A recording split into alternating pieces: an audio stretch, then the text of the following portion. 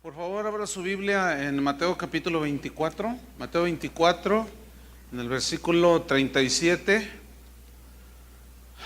Le voy a compartir un tema que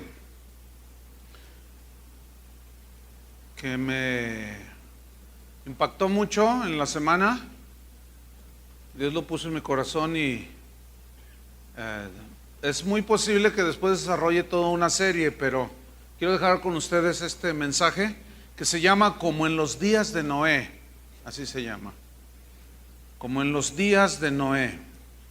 Es una palabra de advertencia para la gente que acude a las iglesias cristianas. Mateo 24, versículo 37. Está hablando Jesús y dice: mas como en los días de Noé, así será la venida del Hijo del Hombre. Como en los días de Noé. ¿Qué significa esto? Que así como había ciertas circunstancias que caracterizaron el tiempo de Noé, así Jesús dice que serán los días que caracterizarán poco antes de que Él regrese por nosotros, o de que Él venga por segunda vez. En el capítulo 24, versículo 3, los discípulos le preguntan a Jesús y le dicen: dinos cuándo serán estas cosas y qué señal habrá de tu venida y del fin del siglo. Noten, ¿cuándo? Señal, tu venida y del fin del siglo. Para los discípulos era muy importante saber cuándo. Danos una señal, queremos saber cuándo, Señor, es que vas a volver, porque Él les decía que se iba a ir, pero que iba a regresar. Pero ¿cuándo? Entonces Él les da unas señales como terremotos, hambre en la tierra, desajuste climático, muchas cosas que les dice. Pero en el versículo 36 Jesús les responde acerca del cuándo. Les dice: pero del día y la hora nadie sabe. ¿Cuántos saben? Nadie. Así es que si usted se encuentra a alguien que dice que el próximo 15 de diciembre vendrá Jesucristo, ese es un falso. Nadie sabe. Porque del día y de la hora nadie sabe, ni aun los ángeles de los cielos, sino solo mi Padre. Entonces Jesús les está hablando aquí de muchas señales que iban a ser previas a su regreso.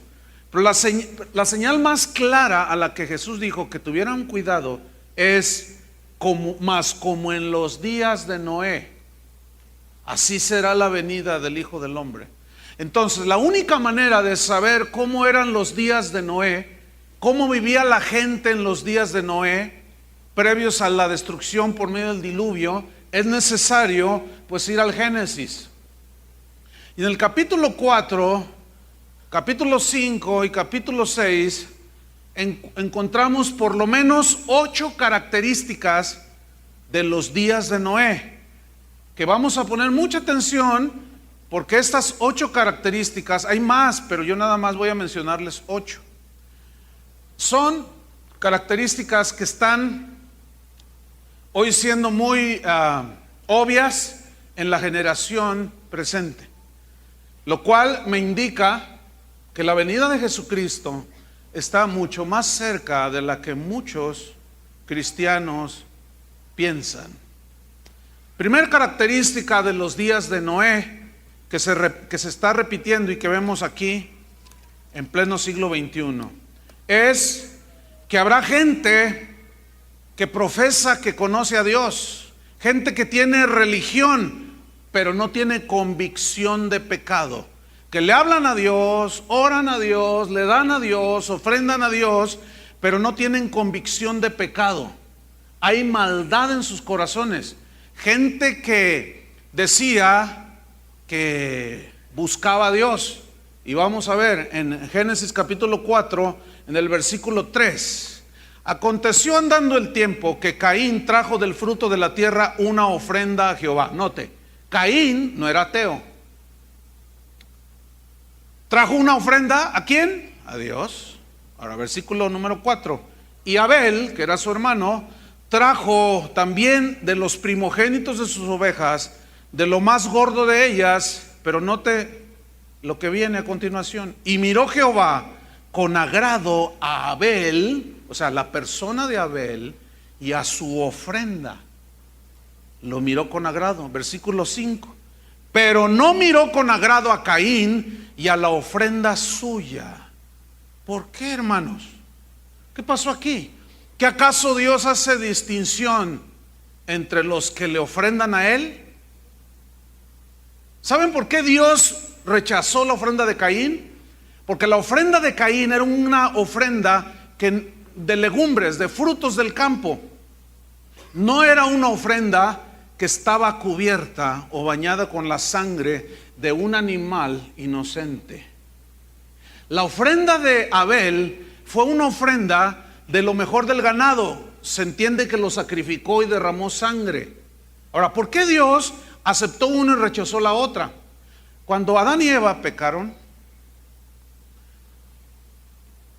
dice la escritura que entendieron que estaban desnudos y se taparon con hojas de higuera. Entonces Dios descendió y dijo: no. Dice que los cubrió con pieles de animales, lo cual me indica que Dios tuvo que sacrificar animales inocentes, derramar sangre para cubrirlos a ellos.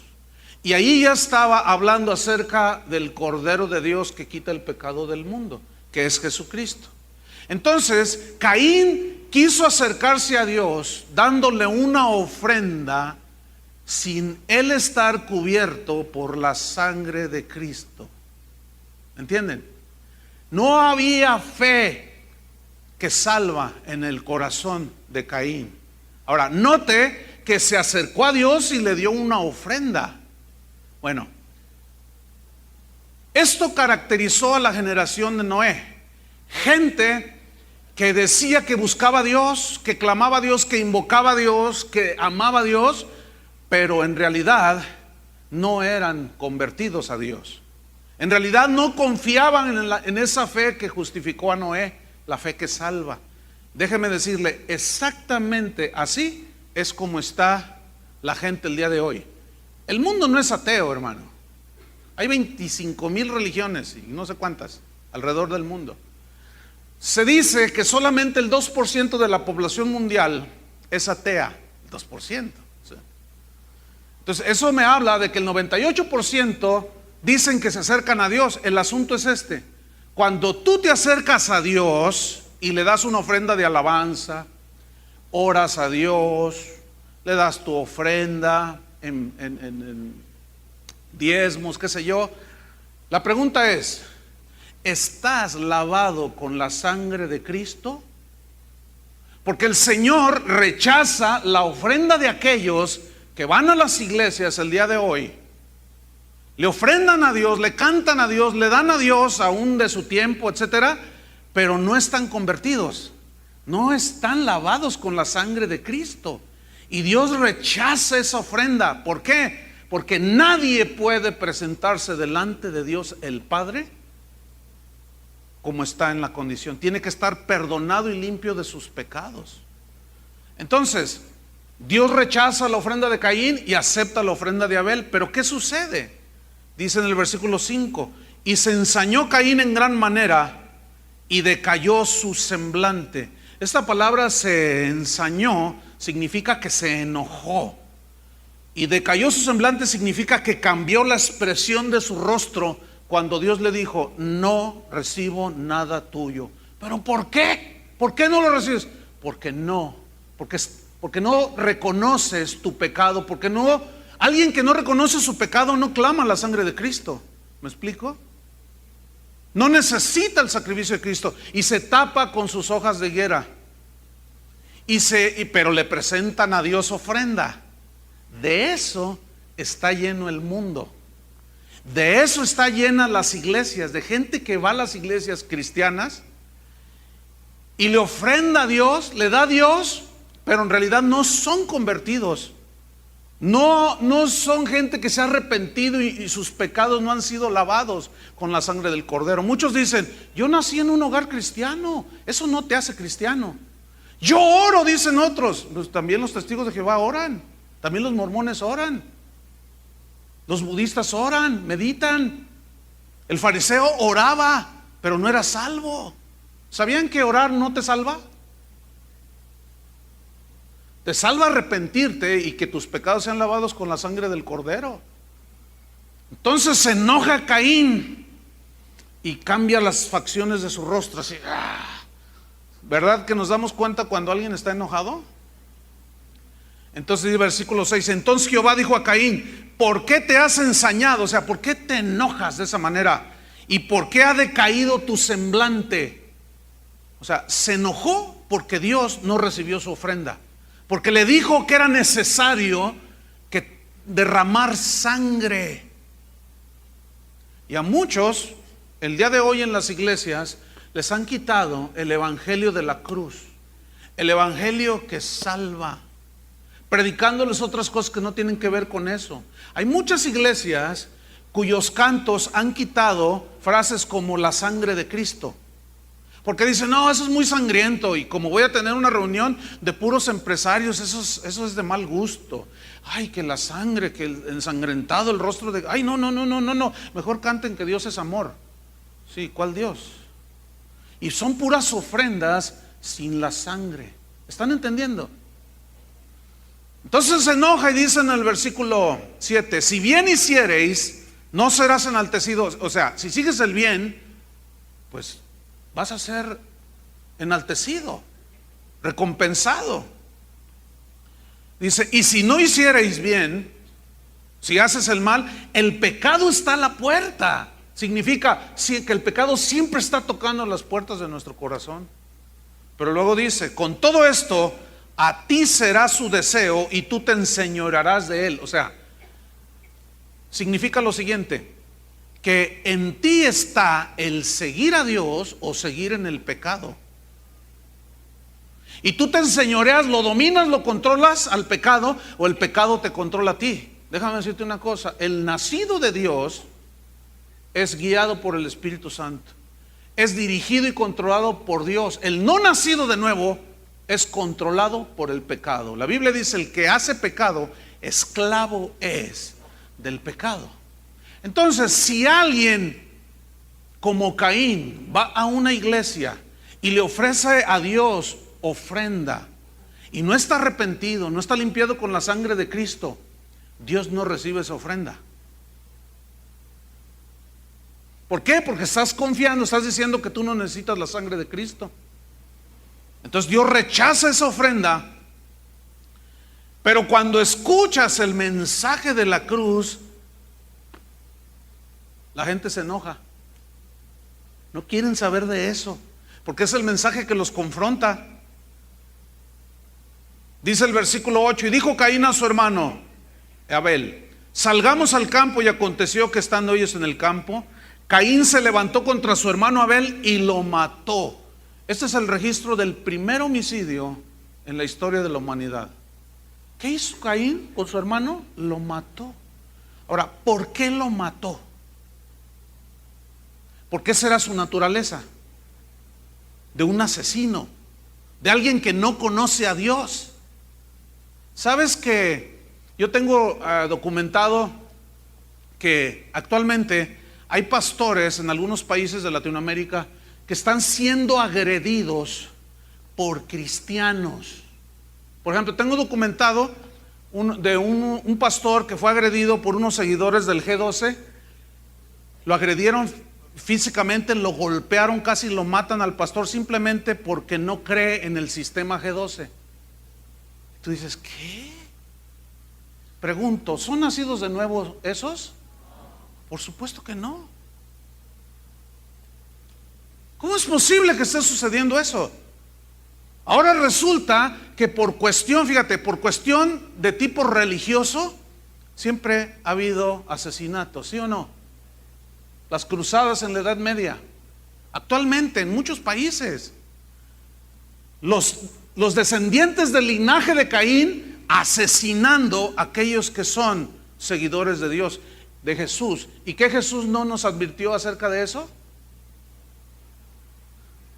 Pero no se puede concebir a un nacido de Dios matando personas. Fíjate, hay un hermano aquí en la congregación que me dijo: oye, pastor, te quiero contar algo que me estremeció. Fíjate que me encontré con alguien y salió que éramos cristianos. Ellos eran 3 y yo era 1, dice. Entonces cuando dijeron: ¿y a dónde te reúnes? Entonces, pues en casa de oración. Y empezaron a despotricar, ¿no? Entonces dice: mira, y dile a tu pastor que se calme, porque nosotros estamos dispuestos a matar por nuestro pastor.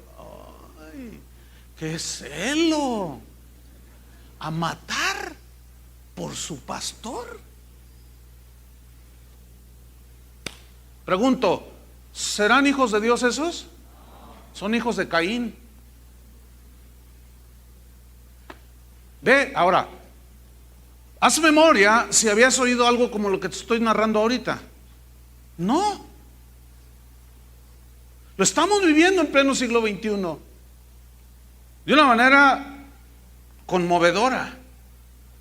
La segunda característica que encontramos de los tiempos de Noé es que se casaban varias veces.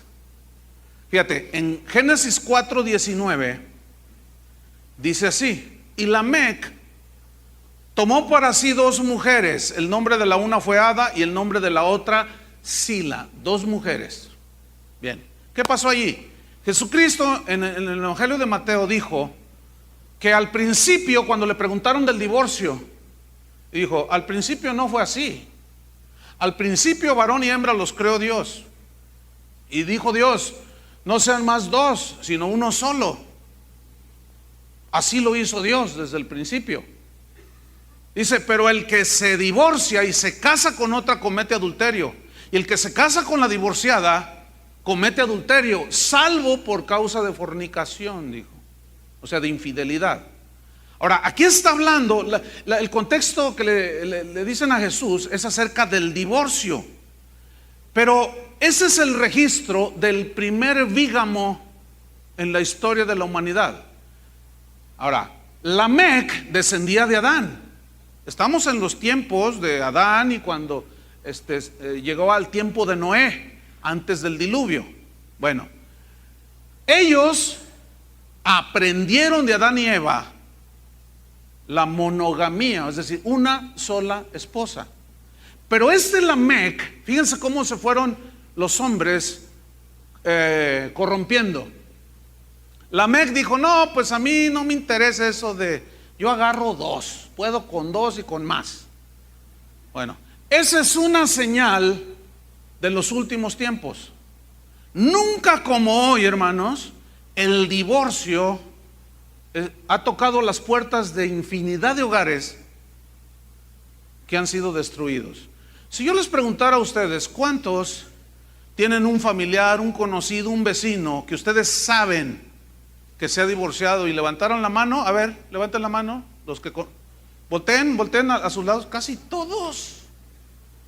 Algo está pasando, ¿no creen? Algo está pasando. Los artistas esos se casan y se divorcian cada fin de semana.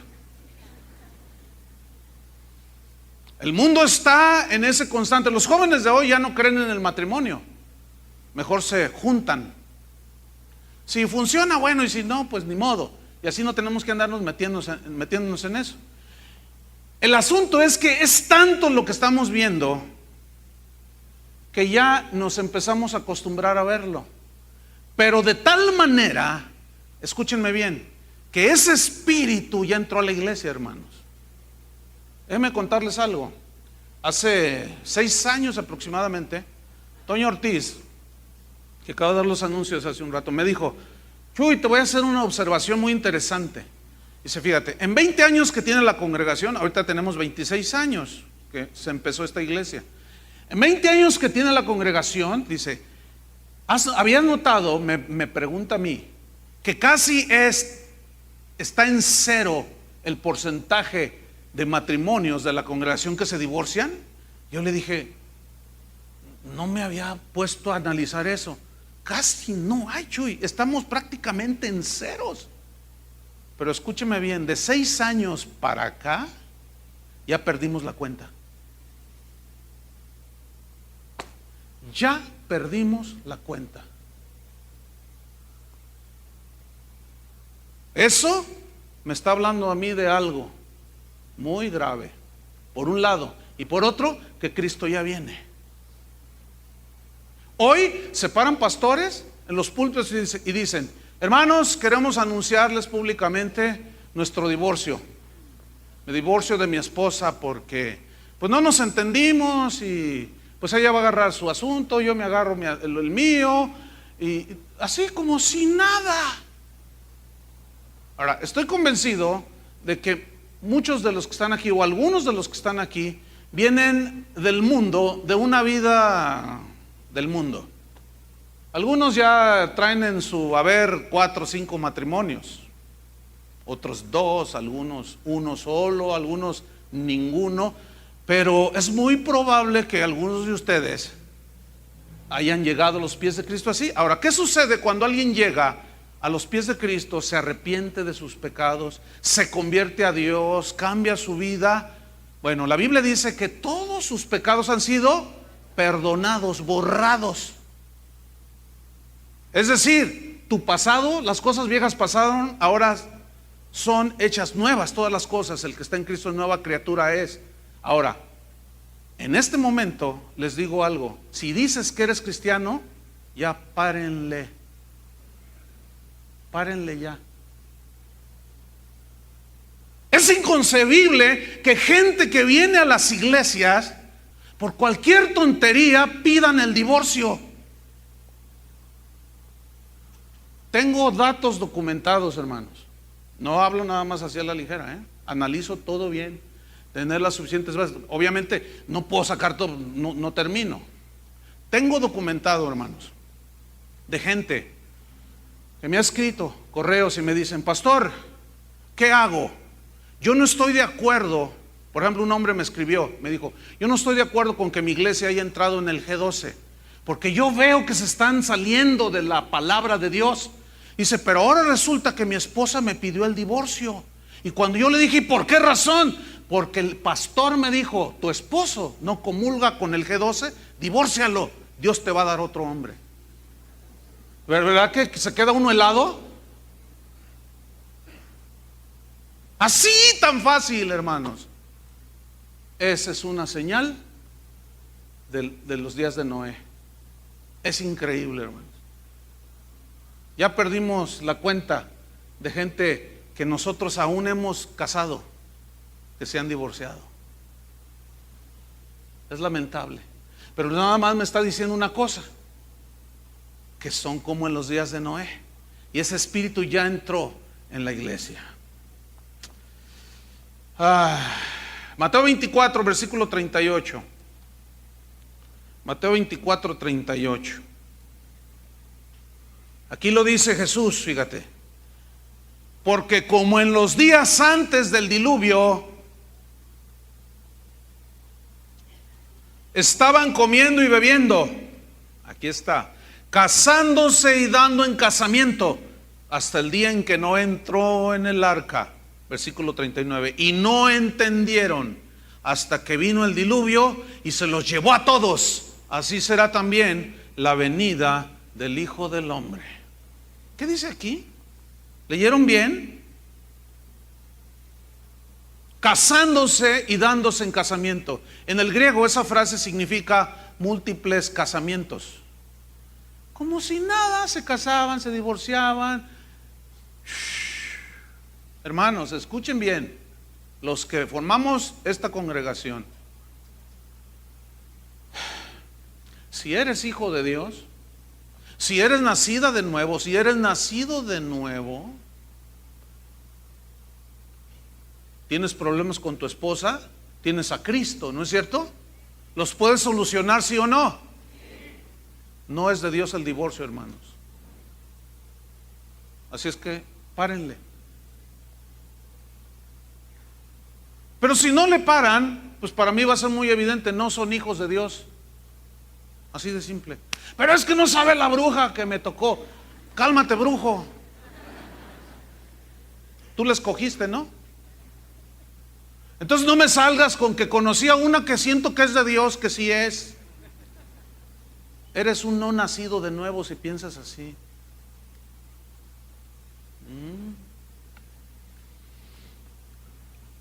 Otra señal, otra característica de los tiempos de Noé. Génesis 4, versículo 21. Esta característica es que, esta es muy interesante, que la música dominaba todas las actividades de la gente del tiempo de Noé. Esto es tremendo. Génesis 4, versículo 21. Y el nombre de su hermano fue Jubal, el cual fue padre de todos los que tocan arpa y flauta. Escúchenme bien, cuando dice que es el padre de todos los que tocan arpa y flauta, un padre engendra, ¿no es cierto? Y le sigue una generación, lo cual implica aquí en este versículo que la gente del tiempo de Noé eran personas que estaban envueltas en una atmósfera totalmente de música. Se despertaban con música, se acostaban con música, iban a las fiestas música, iban a cualquier lado, todo la música. La música es uno de los vehículos, o es un vehículo, mejor dicho, muy poderoso para la transmisión de mensajes, de actitudes, de filosofías, de pensamientos. Entonces la gente del tiempo de Noé era gente totalmente sumergida en un ambiente musical. Pregunta: ¿quiénes son los que imponen las modas? Por ejemplo, ¿quiénes son los que imponen que el pelo lo traigan así? ¿Alguien me puede decir? Los artistas, los músicos. Ellos implantan filosofías, implantan pensamientos, actitudes. Nunca como hoy se han inventado ritmos nuevos como en la generación actual, la del siglo pasado y este siglo que inicia. Es decir, que la generación en la que estamos viviendo es una generación totalmente sumergida en un espíritu musical. La música forma parte vital en la gente del siglo XXI. Ahora, no me malentienda, yo no estoy diciendo que toda la música o que la música es mala, toda la música es mala, no, porque la Biblia habla de música que se le tributa al Señor, ¿cierto? Ahora escúchenme, porque esto aquí es donde, cómo aplicar esto, cómo discernir esto. Bueno, yo recuerdo cuando era un niño estar viendo un noticiero. Estaba mi papá, mi mamá, pero estaba mi abuela, la mamá de mi mamá. Era una ancianita que leía la Biblia. Entonces, me acuerdo que sacaron un reportaje. En ese entonces los Beatles, en 1961, 62, pues era el auge. Venían a América, venían de Londres. Y nunca se me olvida que mi abuela dijo: miren, les voy a decir algo. Dijo así: esos jovenzuelos, dice, esos mechudos, dijo, esos van a corromper la juventud de hoy. Y yo volteé y le dije: ay, abuelita, pues a mí me encantaban los Beatles. Y era un niñito. Y él le hacía así, yo también. Ya empezaban a cantar ciertas cositas. ¿Saben que ellos fueron los primeros que empezaron a cantar sobre la droga? Y yo le dije: ay, abuelita, lo que pasa es que usted es de Agustín Lara, para allá, de Toña la Negra, del Compay. Bueno, ¿cuántos saben que la abuela tenía razón? ¿Saben que el mundo hoy es movido por la música? Mira, a donde quiera que vayas, la música está presente. Vas a comprar lo que sea, vas a comprar lo que sea al súper, a donde vayas, musiquita, música, música, música, música. Prendes la televisión, todos los comerciales, sin excepción, tienen un fondo musical. El problema, ¿saben cuál es? Que ese espíritu ya entró a la iglesia. A ver, explíquenos, pastor. Con mucho gusto. Se los voy a explicar. La gente en el mundo no puede vivir sin la música. Por eso hay tantos artistas, por eso todo el mundo quiere ser como fulano de tal, sultana de Mangana, quién sabe cuánta cosa. Porque los ven la fama, el dinero, el glamour, todo ese asunto. Y todo el mundo quiere ser como ellos. Bueno, ese mismo espíritu ya entró a la iglesia, hermanos. Así como el divorcio del mundo, de la gente que no conoce al mundo, estaban allá, pero ya entró a la iglesia, así también ese espíritu musical ya entró a la iglesia. Cuando en una iglesia le dedican 1:30 a la música y 10 minutos a la predicación, el espíritu musical ya los dominó. El que entienda, entienda, Hoy en muchas iglesias el programa musical es más importante que la predicación. Ahora, el problema es ¿qué es lo que están cantando?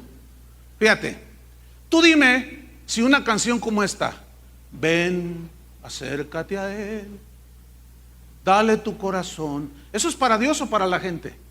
¿A quién le están cantando? ¿A la gente o a Dios? Escúchenme bien, la música fue diseñada por Dios para Él. Nunca en la Biblia se ve que se le debe de cantar a la gente para acercarlos a Cristo. Nunca. Hay gente que dice, ay, hoy no me gustó la alabanza. Pues es que no era para usted. La alabanza es para Dios. Bueno, ese espíritu ahora ya empapó las iglesias cristianas. Ya no se fijan en la letra, se canta cualquier barbaridad. Se dice cada herejía. El mismo espíritu que traen los cantantes del mundo ha entrado en los cantantes cristianos, entre comillas. Ese asunto de los conciertos, hermano, eso es del espíritu del mundo. Yo sé que esto no le gusta a algunos. En la mañana se salieron algunos, fueron a comprar su boleto ahí para el concierto en Telmex. Escúchenme bien, hermanos, esto es bien serio. Escúchenme bien, ¿por qué se llenan auditorios de 10,000, 15,000, 20,000 personas para ir a ver un cantante cristiano? Y llegan 200, 300 con un predicador que predica el evangelio de Jesucristo. ¿Por qué? Lo que más reúne gente es el programa musical. Te pasan un desfile de artistas cristianos y la gente va en el mismo espíritu del mundo, hermanos. Pregunta, ¿esa ofrenda de alabanza supuestamente para Dios la recibe Dios?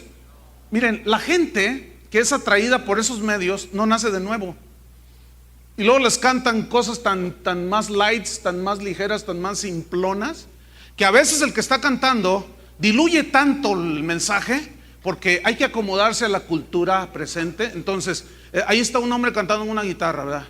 Me enamoro de él y cuando estoy a solas con él en mi casa, en mi dormitorio, dice, ay, este es de los míos, dice el otro que está oyendo por allí.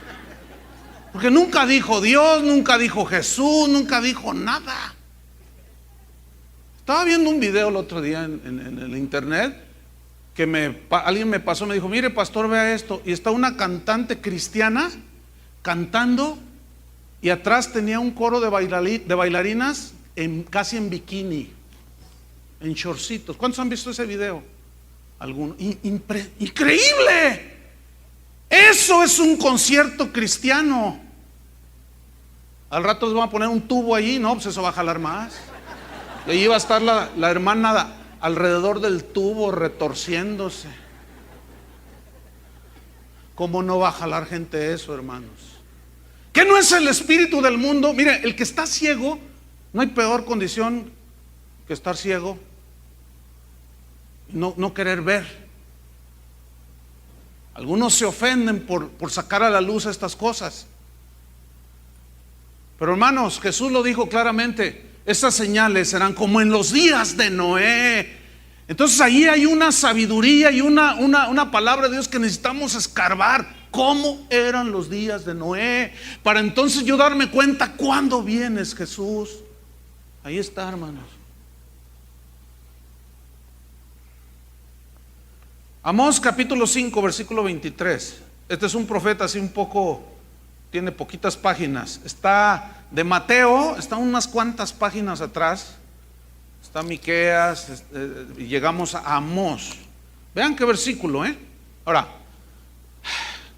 Amós capítulo 5, versículo 23.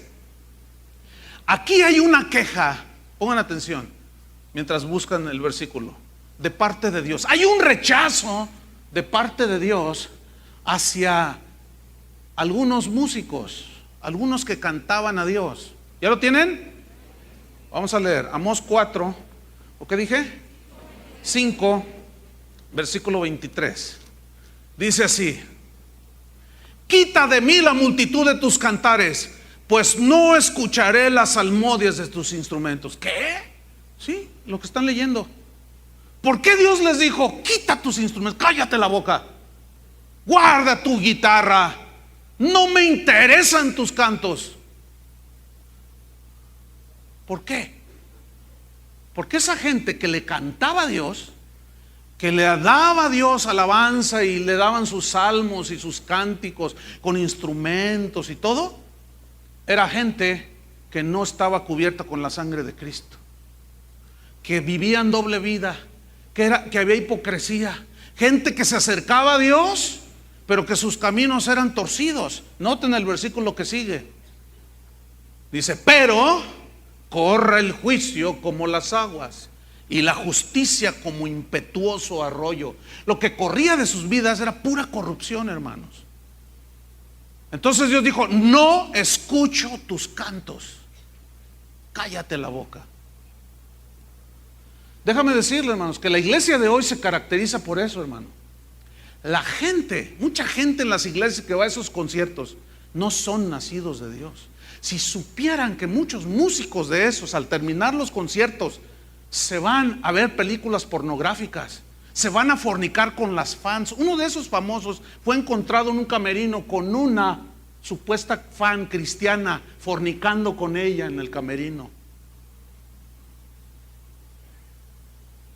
Hay una muy famosa que se droga con cocaína, está comprobado, y viene y se cura aquí a Guadalajara, un centro de rehabilitación.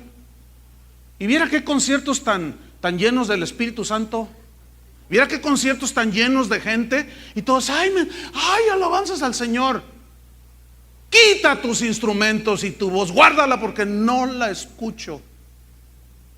Hay muchos músicos trepados en las plataformas hoy domingo, directores de alabanza, músicos, banderistas,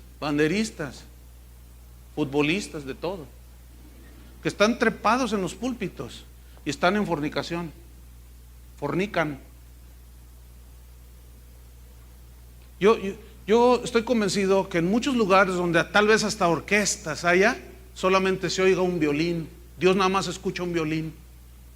Pero hay una orquesta impresionante, pero Dios nada más escucha un violín, o a veces las puras voces, o a veces puros instrumentos, porque Dios conoce la vida de cada uno.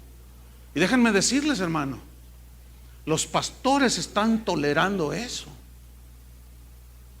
Un hermano me dijo: pastor, yo renuncié de mi iglesia porque yo era el director de alabanza. Entonces un hermano de la congregación que tiene recursos económicos compró una batería nueva con todos los micrófonos.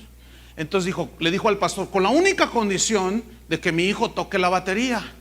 Le dijo al pastor. Entonces el pastor dice: claro, hermano, por supuesto. Entonces va con el director de alabanza, el que me contó a mí. Me dice: oye, quiero que pongas a fulano de tal a tocar la batería. Pero pastor, ese tiene dos novias, una cristiana y otra no cristiana. Usted lo sabe y fornica con las dos. Tú ponlo. Qué vergonzoso, hermanos. ¿Cómo que tú ponlo? Yo no, pastor, le dice. No te rebeles, le dice. No es rebelión, pero yo no comparto con esto. O lo haces o te siento. Me siento, pastor. Terminó renunciando de la iglesia y subieron a tocar al baterista al fornicario. Escúchenme, una vez termino una reunión de domingo como esta. Bajo yo y se me acerca una joven. ¿Puedo hablar con usted, señor? Me dijo, señor. Entonces yo dije, pues esta no es cristiana, porque manejamos cierto lenguaje, ¿no? Y yo lo percibí. Entonces yo le dije, a ver, dime en qué te puedo servir. Era una muchacha, unos 24 años, y me dice, vengo a quejarme con usted. ¿Usted es el pastor?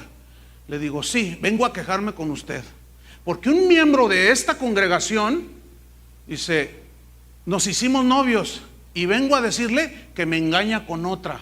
Escúchenme bien, una pagana se vino a quejar conmigo de que un cristiano la engañaba con otra. No puede ser posible. ¿Qué está pasando? Lo corrí de la congregación de ese muchacho porque no se quiso someter a la disciplina. No, que quién sabe, no, que donde yo estaba el pastor era todo amor. A mordidas se lo van a comer, tragar los demonios a ese pastor también. ¿Cómo es posible, hermanos? Impresionante. Esto es impresionante, hermanos. Fíjate lo que dice la versión Dios habla hoy de Amós 5:23. Alejen de mí el ruido de sus cantos. El ruido, fíjate. Como algo, cuando usa la palabra ruido aquí, es algo que molesta a los oídos. Es algo que me molesta, no me entra a los oídos sus cantos. No quiero oír el sonido de sus arpas, dice. Ahora vamos al capítulo 6 de Amós, en el versículo 4. Hablando en el mismo contexto de los que cantaban, los músicos en ese tiempo, que Dios rechazó sus cantos. Fíjate, versículo 4, dice, duermen en camas de marfil. ¿Qué? Ustedes saben que el marfil es un material muy costoso, vale más que el oro. Se cotiza más alto el marfil que el oro. ¿Camas de marfil? Ahora, tienes que ser enormemente rico para comprar una cama que la cabecera sea de marfil, ¿no? ¿Saben quiénes son los que ganan más dinero? ¿Saben quiénes son? Los músicos del mundo. ¿Sí o no? Díganme, ¿sí o no? Los que ganan más dinero son los músicos del mundo. ¿Cómo viven los músicos del mundo? Elton John se compró una mansión de $50 millones. Ese tipo ha ganado más de $1,000 millones en su vida cantando, y es homosexual.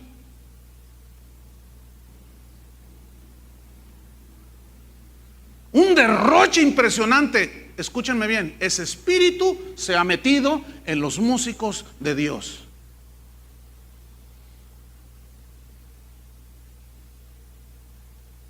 Nada más en el concierto este que va a haber aquí en Telmex el mes que entra,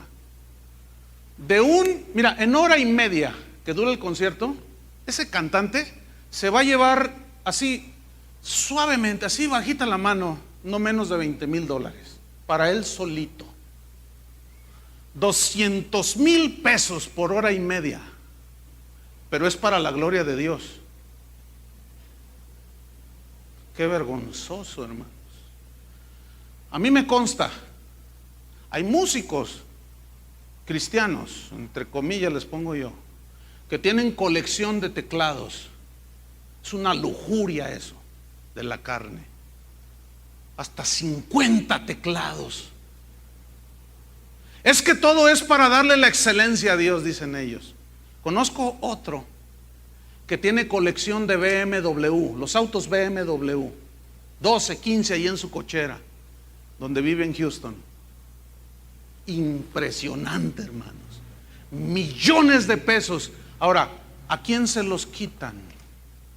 ¿Cómo obtuvieron esas ganancias? Dígame qué pastor por una hora de predicación se embolsa $200,000, $20,000. Dígame, un pastor, mira, acabo de recibir una carta de un pastor, hermano, no tiene para pagar la renta, se mata enseñándole a las ovejas. No tiene para pagar la luz, le cortaron la luz. Y estos cantantes cristianos se embolsan en hora y media con su música que ha trascendido las fronteras y con su música que ha impactado Latinoamérica y ha cambiado las vidas de las personas. $20,000 en hora y media. Eso es vergonzoso en la casa de Dios. Amós 6:4, estamos ahí. Dice: duermen en camas de marfil y reposan sobre sus lechos y comen los corderos del rebaño. ¿Quiénes son los corderos del rebaño? Los jóvenes. ¿Quiénes son? ¿Quiénes son los que siguen a todo ese mundillo en la farándula cristiana? Los jóvenes. ¿Sí o no? A ellos no les importa pagar $700, 7, 8, 20, $30, $50 por un lugar VIP, que en inglés significa para gente muy importante. Very, very important people. Eso significa VIP. Para gente muy importante, o sea, nada más unos cuantos que están ahí enfrente. Esos son importantes. Pero te bajan $100 la silla para ver de cerca tu becerro de oro. Los que te sacaron de Egipto. Israel, esos son tus dioses que te sacaron de Egipto. Esos son los que cambian tu vida con sus cantitos. Qué vergüenza, hermanos, qué vergüenza. Yo estoy avergonzado porque por muchos años, pues, la alabanza siempre ha sido parte importante en la vida de esta iglesia. Y conozco todo ese asunto, hermanos. Dice: y los novillos de en medio del engordadero, dice versículo 5, gorjean al son de la flauta. Fíjate, música. E inventan instrumentos musicales como David. Beben vino en tazones y se ungen con los ungüentos más preciados. Y no se afligen por el quebrantamiento de José. Por tanto, ahora irán a la cabeza de los que van a esclavitud. Déjame leerte estos versículos en la versión Dios habla hoy. Ustedes no piensan en el día malo. Para ustedes todo es bueno, porque se llenan los bolsillos de dinero. Eso no dice, pero este es el contexto. Versículo, sí, continúa la versión Dios habla hoy. Se recuestan en lujosos divanes de marfil, se tienden a sus anchas en sus fiestas, tocan la flauta sin ton ni son, imitan a David, hasta inventan instrumentos musicales como David los inventaba. Ese cuando tocaba el arpa, el demonio que se le metía a David se iba a Saúl. David tocaba el arpa y Saúl lo escuchaba y lo atormentaba un demonio y se iba y él volvía en sí.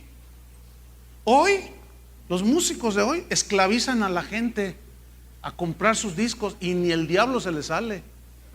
Se los dejan adentro porque muchos de ellos son un demonio con un arpa, con una guitarra, con un teclado. Hasta inventan melodías y música. Pero es gente corrupta, hermanos. Fíjate el espíritu del mundo cómo es. Dicen, por ejemplo, el caso típico, ¿no? Michael Jackson. Ese hombre ha ganado miles de millones de dólares. Ese hombre ha vendido más de 100 millones de discos. 100 millones de discos. Es la estrella pop hasta hace poco. Pero resulta que de un tiempo para acá lo empezaron a acusar de que invitaba a su Disneylandia que tenía ahí en su casa a niños y abusaba de ellos. Eso se hizo un escándalo por todo el mundo y lo demandaron varias veces. ¿Saben cómo acallaba él todo eso? Iba con los padres y les daba: te doy 10 millones de dólares y cállate la boca. Pues vienen para acá.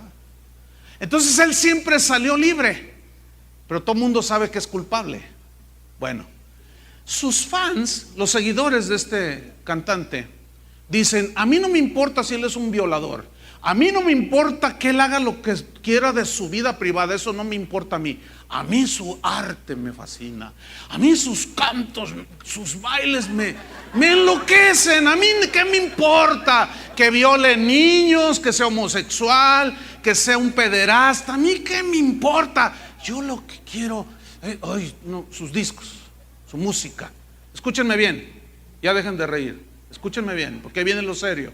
Aquí sí quiero que se rían, Bueno, ¿qué hacen los cristianos hoy? Está el músico cristiano.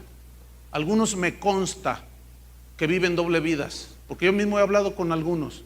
Algunas son lesbianas, otros se drogan, otros son homosexuales. ¿Y sabes qué dicen los cristianos? Exactamente lo mismo que dicen los del mundo. A mí no me importa. ¿Quién soy yo para juzgarlo? ¿O quién soy yo para juzgar a esta hermana? A mí no me importa lo que ella haga en su vida privada. A mí lo que me importa son sus alabanzas. Ay, hoy me llevan hasta el tercer cielo, pastor. Pero yo, ¿quién soy para juzgar su vida? Eso no dice la Biblia, hermanos. La Biblia dice que debemos de ser ejemplos de los creyentes. ¿Sí o no? Dice. Y la Biblia, ¿qué dice la Biblia? Quita la multitud de tus cantares. No escucho las salmodias de tus instrumentos. Pero ¿qué dicen los cristianos de hoy? Para mí muchos de ellos no son nacidos de nuevo. No me importa si es un pederasta, si es un violador, si es un adúltero, si es un fornicario, si es un tranza, no me importa. Qué bonito canta. Qué letras. Cuando lo vi atrás de la luna, vi su resplandor. ¡Ay! No, me hizo llorar. No me importa cómo vivan. A mí sí me importa. ¿Por qué? Porque la Biblia dice: por sus frutos los conocerán. Y si un ciego guía a otro ciego, los dos se van al mismo hoyo. Así es que los del linaje de Abel disciernan. Los del linaje de Caín, pues vayan al concierto. Ay, ay, ay. Característica número 4. Hubo un falso avivamiento en los tiempos de Noé. Génesis 4. Esto está tremendo. Génesis 4. Hubo un falso avivamiento en los días de Noé. Génesis 4, versículo 26. Y a Set le nació un hijo y llamó su nombre Enos. Fíjese. Entonces los hombres comenzaron a invocar el nombre de Jehová. Se oye bien, ¿verdad? Ahora, ¿cómo entiende usted aquí que entonces los hombres, o sea, los habitantes de la tierra, comenzaron a, ¿qué dice allí? A invocar el nombre del Señor? Eso sí es avivamiento, ¿no lo creen? Eso sí es que todos empezaron a invocar el nombre de Jehová. Ahora, ¿cuántos se salvaron en el arca? Vamos a leer 1 de Pedro 3:20. Si invocaron todos los hombres a Jehová, la pregunta es: ¿por qué se salvaron tan poquitos? 1 de Pedro 2, ¿o qué dije? 3:20. Los que en otro tiempo desobedecieron, cuando una vez esperaba la paciencia de Dios en los días de Noé, mientras se preparaba el arca, estuvo Dios esperando con paciencia, en la cual pocas personas, es decir, 8, fueron salvadas por agua.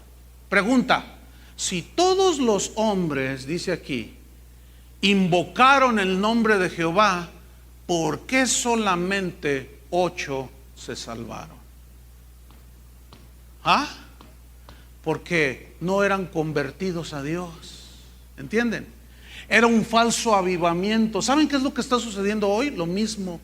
Hoy juntan 200,000 personas en países centroamericanos y sudamericanos. Les cae polvo de oro, se caen, se revuelcan, se ríen, y a eso le llaman avivamiento. Escúcheme bien lo que voy a decir. 2 de los evangelistas más conocidos en el mundo cristiano de hoy, uno dijo: estoy convencido, después de un análisis, este fue Billy Graham, de un análisis muy serio, que difícilmente entre el 10 al 12% de los que fueron a mis campañas se han convertido a Cristo. Siguen en las iglesias y cambiaron su vida. Difícilmente 10%. Pero otro de ellos dijo: no, yo trato de ser más objetivo, porque pues, le han dado la vuelta al mundo quién sabe cuántas veces. Y este asegura que si llega al 5%, son muchos los que realmente se convirtieron, que fueron a las campañas. ¿Por qué? Porque estos fueron atraídos por un mensaje que no era el de Cristo, que no era el de arrepentimiento, sino un mensaje centrado en las necesidades de la gente. Venga a recibir su milagro. Venga a recibir un milagro. pero nunca arrepiéntase de sus pecados para que usted pueda ver y entrar en el reino de los cielos. Wow, un falso avivamiento, hermanos. Hoy por todos lados vemos que hay un avivamiento, todo el mundo invocando, hay oraciones por todos lados, hermano. Pero pregunta, si los hombres del Génesis 4:26 que invocaron todos a Jehová, ¿por qué no se salvaron? ¿Por qué Dios los destruyó? Porque no eran convertidos a Dios, no tenían la fe que salvaba. Dice la Biblia que por la fe Noé, cuando fue advertido por Dios, preparó con temor el arca en que su casa se había de salvar. Ay. Mateo 24, rápido, Mateo 24. Estas escrituras, hermano, me preocupan mucho. Mateo 24, versículo número 5. Me preocupa mucho, porque son palabras de Jesús, y Jesús es la verdad y siempre habló con la verdad. Dice así: porque vendrán muchos en mi nombre. Digan todos muchos. ¿Cuántos vendrán? En mi nombre, diciendo yo soy el Cristo. Cristo significa ungido. Hoy es tan natural ver, yo soy el ungido, a mí Dios me envió, a mí Dios me habló. No, pero lo que estás diciendo no está en la Biblia, pero a mí Dios me dijo, soy el apóstol, dicen. Muchos vendrán en mi nombre diciendo yo soy el Cristo. Y esto es lo preocupante. Y a muchos engañarán. ¿A cuántos? Eso es en el fin del tiempo, como en los días de Noé, hermanos. ¿A cuántos engañarán? Díganlo. Da miedo decirlo, ¿no? A muchos engañarán. Siempre en toda la historia de la humanidad han sido muchos los que se dicen que son de Dios y no lo son, y pocos los que son de Dios. En esa generación los únicos que caminaron con Dios fue Set y Enoc y Noé. De ahí en más todos se los llevó el diluvio. Pocos, pero muchos creían, invocaban, cantaban, daban ofrenda a Dios, como Caín. ¿Y por qué los destruyó Dios? Porque no eran salvos, no estaban convertidos a Dios. Otra característica entonces es que muchos creían ser salvos sin ser convertidos. Fíjate lo que dice en 2 de Pedro 2. Vamos rápido, 2 de Pedro 2, versículo 1. Dice así: pero hubo también falsos profetas entre el pueblo, como habrá entre vosotros falsos maestros. ¿Qué dice Pedro que habrá? Falsos maestros, que introducirán encubiertamente herejías destructoras, y aún negarán al Señor que los rescató, ya trayendo sobre sí mismos destrucción repentina. Y muchos, otra vez me preocupa. ¿Cuántos? Muchos seguirán sus disoluciones, por causa de los cuales el camino de la verdad será blasfemado. ¿Cuál es el camino de la verdad? Que Cristo, su sacrificio, es suficiente para limpiar nuestros pecados. No clavándolo, no haciendo papelitos y poniendo tus pecados allí, clavándolos en una cruz, metiéndolos en una hoguera. No. Esas son herejías del G12. No. Desvirtúan el camino de la verdad, hermanos. Y es blasfemado el camino de la verdad por esos falsos maestros.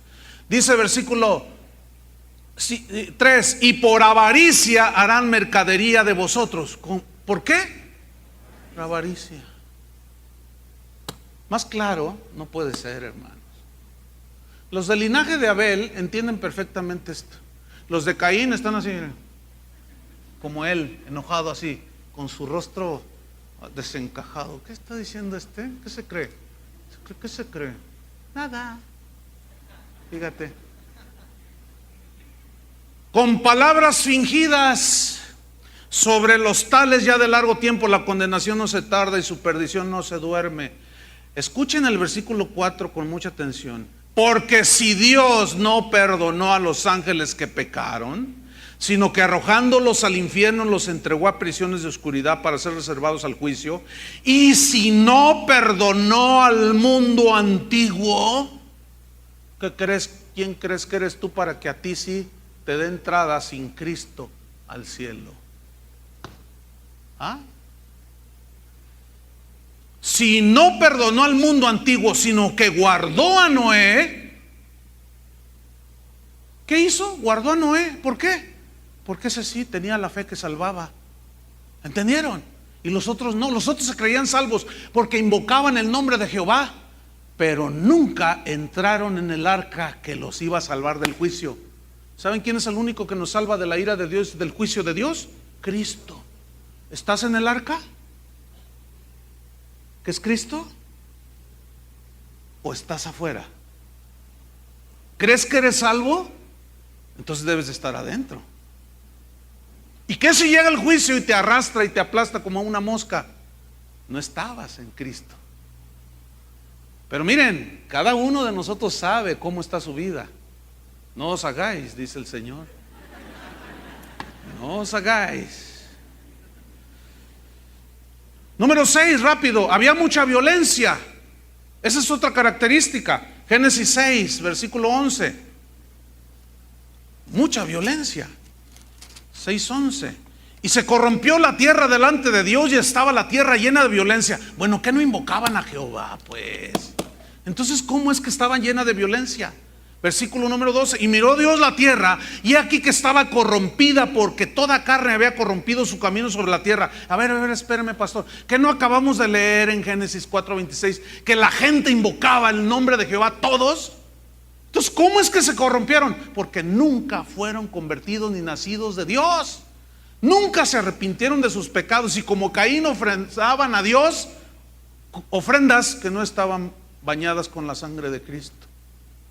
Y vio Dios eso, versículo 13, y dijo pues Dios a Noé: he decidido el fin de todo ser, porque la tierra está llena de violencia a causa de ellos, y he aquí que yo los destruiré con la tierra. Pastor, pero yo iba a la iglesia, Noé.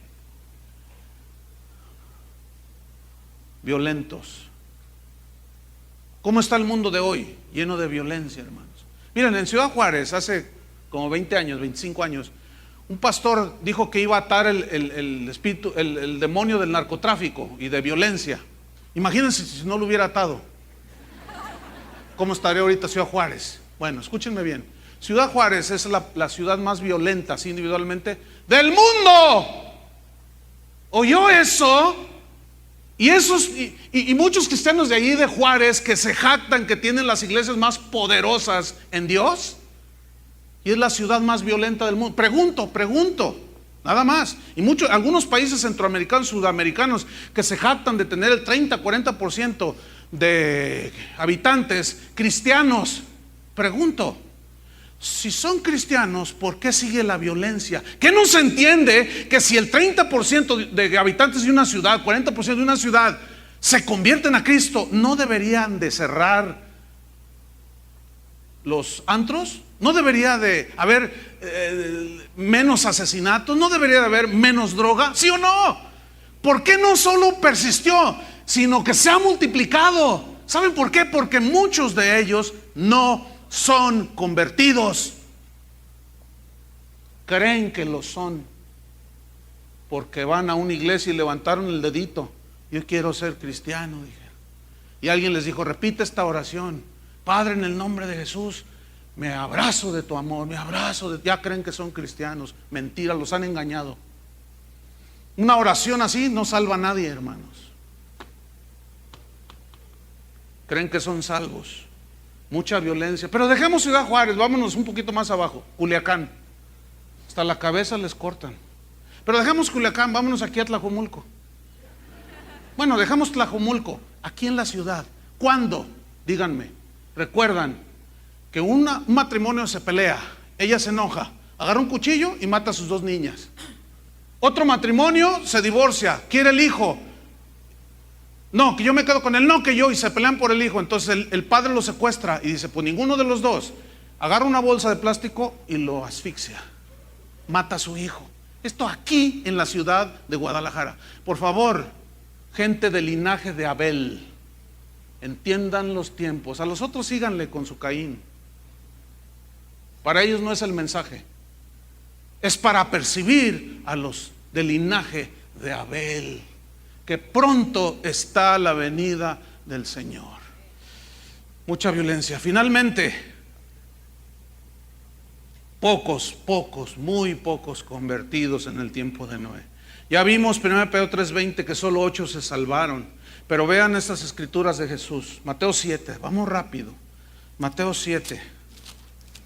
Ay Dios, que Dios nos ayude, hermanos. ¿Cuántos dicen amén? Que Dios nos ayude. Mateo 7, versículo 13. Fíjate lo que dice Jesús. Le está hablando a sus discípulos y a los que se creen sus discípulos, porque ahí estaba la multitud, acuérdense. Entrad por la puerta estrecha, Mateo 7:13, porque ancha es la puerta y espacioso el camino que lleva a la perdición. Y otra vez la palabra que me tiene casi sin dormir, hermanos. Y muchos son los que entran por ella.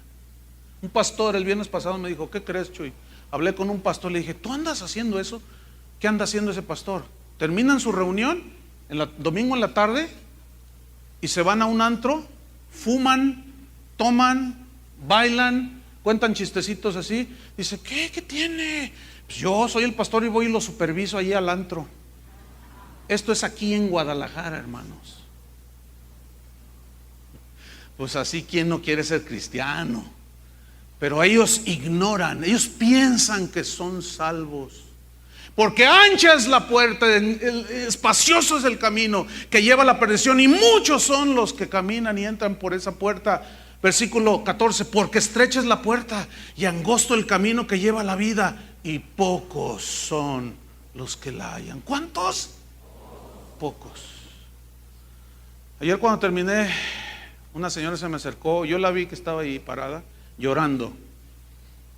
Cuando ya la recibo, me dice: pastor, tengo que decirle, yo no, es que tuve un sueño, me dijo el Señor, díselo al pastor. Pero yo dije: no, pues el pastor siempre dice que esos que sueñan mucho comen muchos tacos. Dice: pero se lo tengo que decir porque lo que usted acaba de predicar tiene mucho sentido. A ver, cuéntame. Dice: mire, es que soñé que vine a la congregación, entonces usted estaba aquí en el púlpito y toda esta plataforma que mide más de 100 metros cuadrados estaba llena de mesas bonitas, dice, llenas de alimentos, de comida. Eran unos manjares, pastor. Entonces usted decía: vengan, hermanos, y coman, es gratuito, coman de los manjares.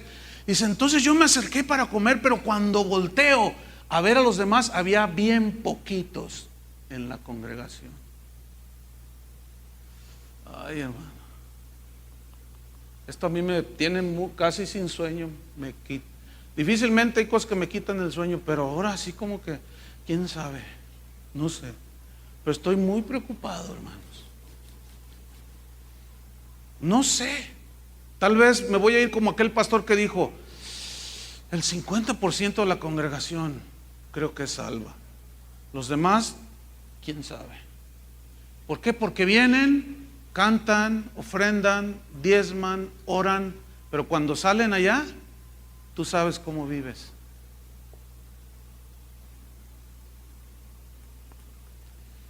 Finalmente Jesús dice en el versículo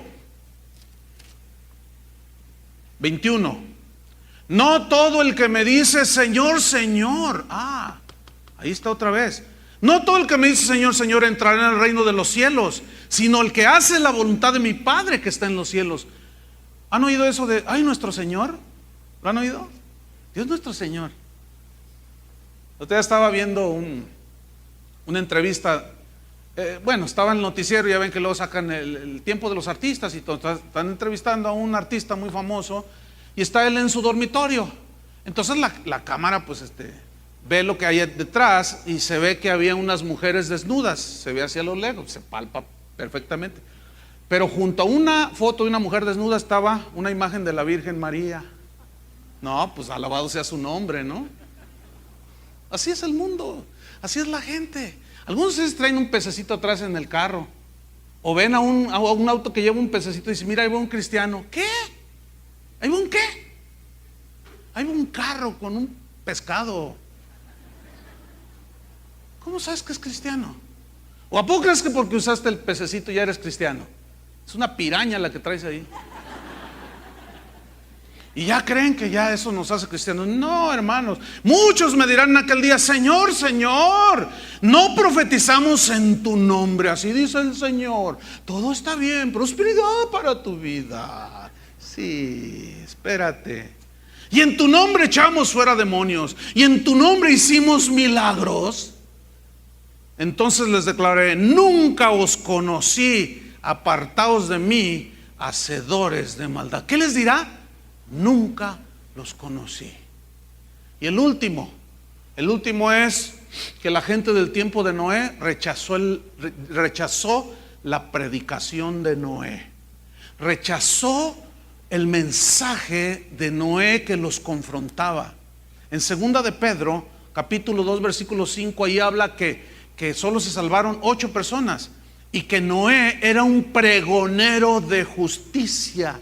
Y la palabra pregonero viene de una palabra griega que significa predicador. ¿Qué era Noé? Un predicador. ¿De qué? ¿De la prosperidad? No, fíjese.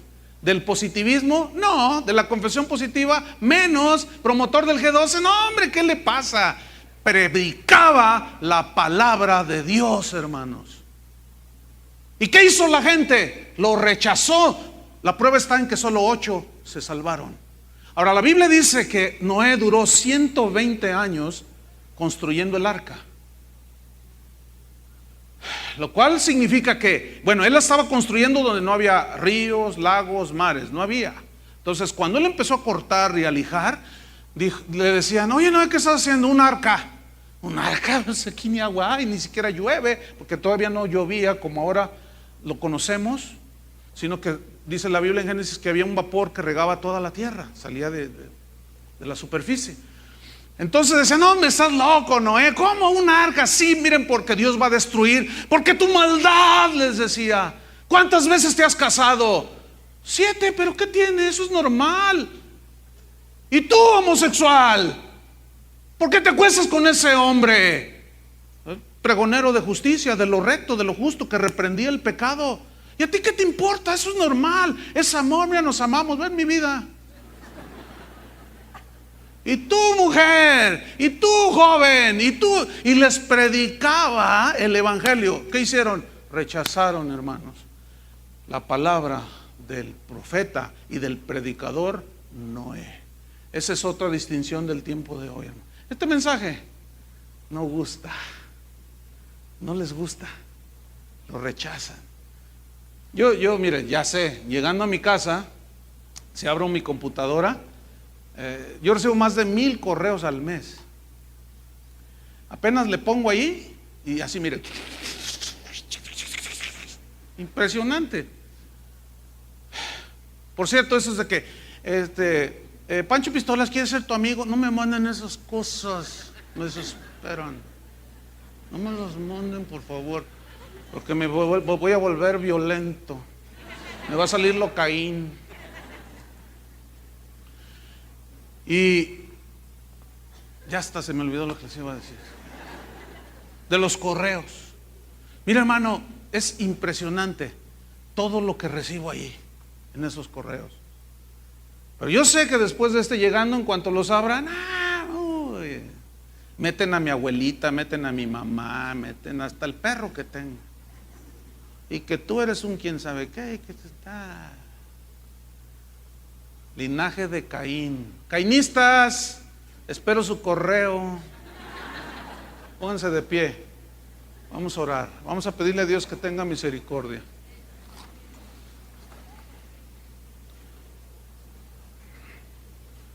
Si tú estás con una persona que están sentados ahí y ves que un alacrán de esos de Durango, de esos bien venenosos, anda ahí en el mueble y está a punto de subírsele a la persona, ¿qué le dices? No, no la asustes. No, ¿cómo? ¿Verdad que no le dices nada? ¿Verdad que nomás le dices: ay, fíjate, anda un lío?